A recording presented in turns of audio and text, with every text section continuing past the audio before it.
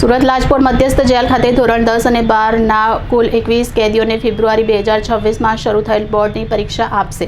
Jail દ્વારા જરૂરી પુસ્તક અને સ્ટેશનરી પૂરી પાડવામાં આવી છે. પરીક્ષાલક્ષી તમામ તૈયારીઓ પૂર્ણ કરવામાં આવી છે.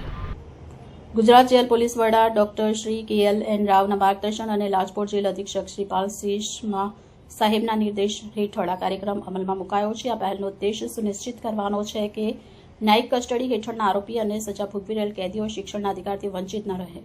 જેલમાં રહી શિક્ષણ મેળવી તેઓ જેલ બહાર ઉજ્જવળ ભવિષ્ય અને કારકિર્દી ઘડી શકે તે દિશામાં પ્રયાસ સીમાચિહ્નરૂપ છે.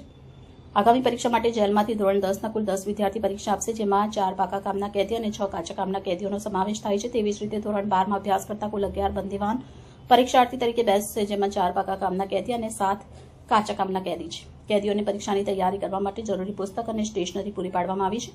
તદુપરાંત તેમના મનોબળને ઊંચું રાખવા જેલ વહીવટીતંત્ર દ્વારા ખાસ આયોજન પણ કરવામાં આવ્યું છે.